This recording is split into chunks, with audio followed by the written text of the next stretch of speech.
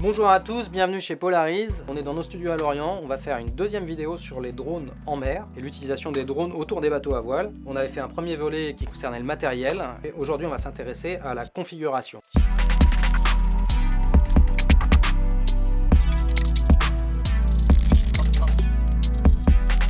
Alors j'ai choisi le Mavic 2 Pro qui est mon drone préféré actuellement pour l'usage en mer. On va donc le démarrer et passer à travers l'ensemble des menus.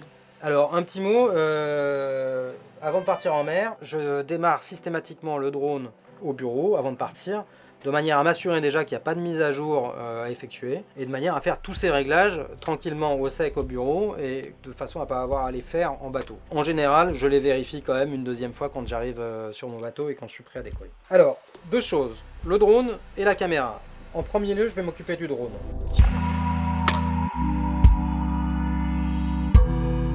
Donc j'ai démarré le drone, je me suis assuré qu'il y avait bien la dernière version, pas de mise à jour à faire. Je vais ensuite dans MC Settings, je m'assure que Enable Intelligent Flight Mode est activé. Donc ça permet de passer du mode sport au mode GPS, au mode ATTI éventuellement. L'altitude du retour home, je l'ai mise à 80 mètres.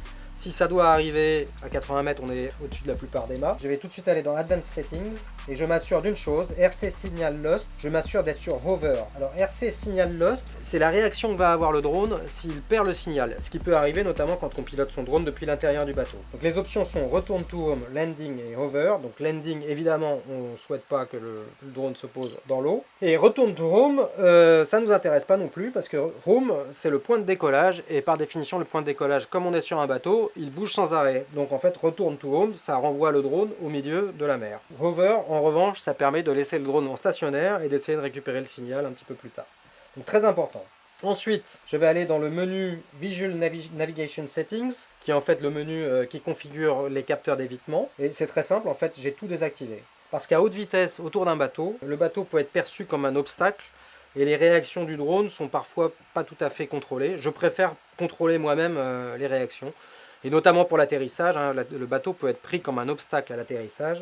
Donc ça ne m'intéresse pas. Donc j'enlève tous les capteurs et je les remets si je revole à terre ensuite. Ensuite, je vais passer directement au menu batterie. Très important, low battery warning, je l'ai mis à 25%. En général, je le mets à 30% pour me prévenir, me laisser le temps de retourner faire ma manœuvre d'atterrissage. Mais surtout, ce qui est très important, c'est de désactiver l'onglet Smart Return Home. Alors, Smart Return Home, qu'est-ce que c'est? C'est une option qui demande au drone de retourner à son point de décollage quand il détecte qu'il n'a plus assez de batterie pour y retourner. Ça nous intéresse absolument pas puisque le point de décollage, je le disais tout à l'heure, il est au milieu de la mer. Nous, on est sur le bateau, donc on se déplace avec le bateau. On n'a aucun intérêt à renvoyer le drone à son point de décollage. Donc surtout désactiver ça, ça peut être source de beaucoup de problèmes. Voilà pour le drone, je ne vais pas aller dans les autres menus pour cette fois et je vais m'intéresser maintenant à la caméra.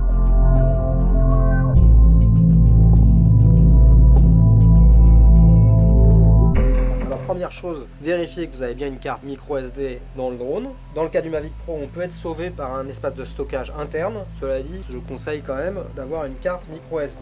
Alors, dans ce menu-là, je vais me mettre en manuel. J'évite les modes automatiques, notamment en vidéo, pour éviter d'avoir une exposition qui change ou une sensibilité qui change en cours de plan. Donc je me mets en mode manuel et je fais mes réglages d'exposition et d'ISO et de shutter. En général, je suis à 100 ou 200 ISO. En ouverture, en mer, je suis plutôt autour de 7.1.8 et en shutter, je vais être à 200. Parfois, j'utilise des filtres ND qui me permettent d'être au 50e. Un intérêt du Mavic Pro, c'est qu'il a des réglages indépendants pour la photo et pour la vidéo.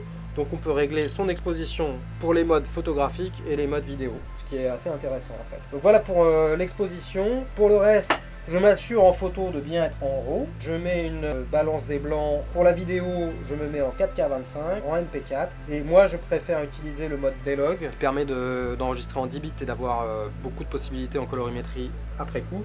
Mais le mode par défaut, qui est non ici, est excellent aussi. Voilà pour les réglages. Je suis donc prêt à voler. Et je vous invite à nous rejoindre pour une prochaine vidéo où on fera un petit tour des choses qu'il faut faire et ne pas faire pendant le vol de drone lui-même.